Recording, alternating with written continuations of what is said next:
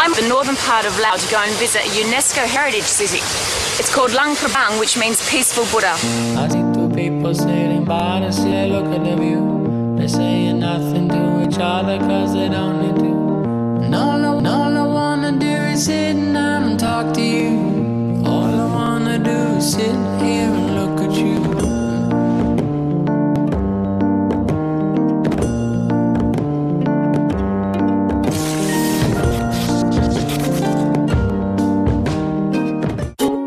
I arrived in Laos thanks to Thai Airways on a tour with World Expeditions. It's a land sharing borders with Thailand, China, Vietnam and Cambodia. Its pristine countryside and preserved culture adds to the charm of Laos.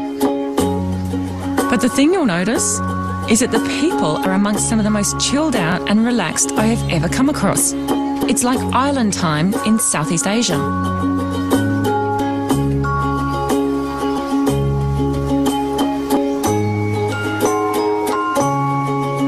My interest was the UNESCO World Heritage Site of Luang Prabang.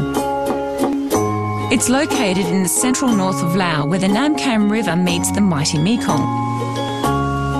As I went to sleep on my first night in Laos, I wondered if the sleepy brown waters of these two great rivers was the cause of the languid pace of life in Luang Prabang. The next morning, my World Expeditions guide insisted that I get up bright and early to start the day with a special offering. As we headed into town, he told me that Luang Prabang translated as peaceful Buddha. Or was it divine Buddha? Remember, but Wikipedia tells me it's the royal Buddha image.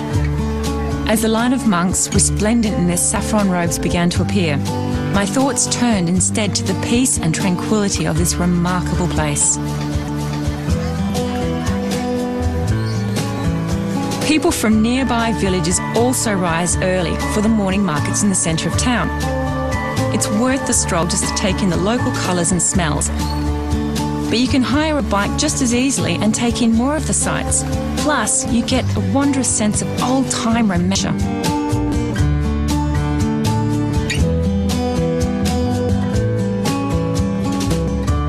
Keen to get out of the city, I headed to a small village that is known for their handmade fabrics. But I also found something else. Anyone for moonshine?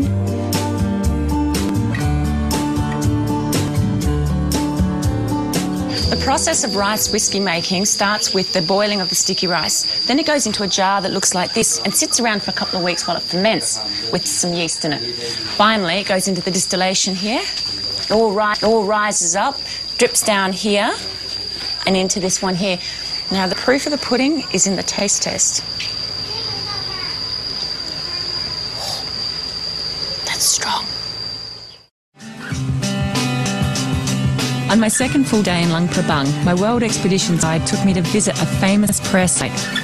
We jumped on one of the long dragon boats and headed upstream to the caves, where pilgrims have left literally thousands of Buddha statues over the years.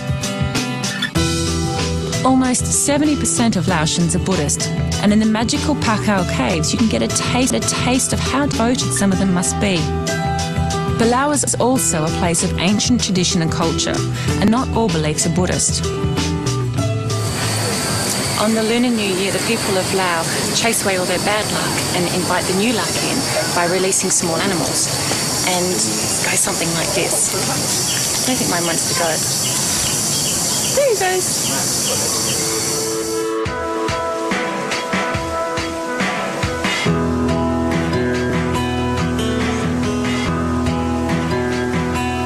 This is the mighty Mekong, about 1,600 kilometres throughout Laos. Apparently, there are 60 million people who live along the banks of this river throughout Asia. That's a lot of people. Laos is known as the land of 1 million elephants, but today, fewer than 1,000. Just 30 minutes from Luang Prabang is a sanctuary for rescued elephants. Just half an hour from Luang Prabang is Elephant Village. Now you can come here and then across the road there's elephants and you can go watch them. Better still, you can actually volunteer here.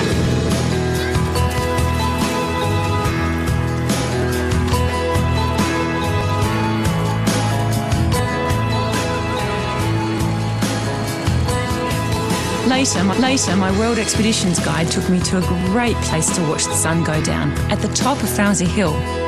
That is, after you have climbed the 328 steps to get to the top. As the sun goes down over the distant hills, a quiet settles over the heat and dust of Luang Prabang. The local monks gather in their temples and softly begin to chant, just as they did 3,000 years ago.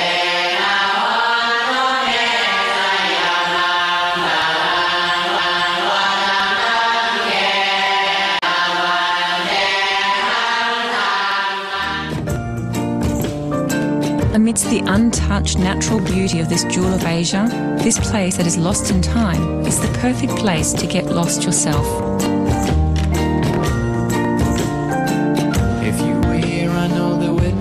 Thanks to World Expeditions for showing me Laos, and to Thai Airlines for getting me there.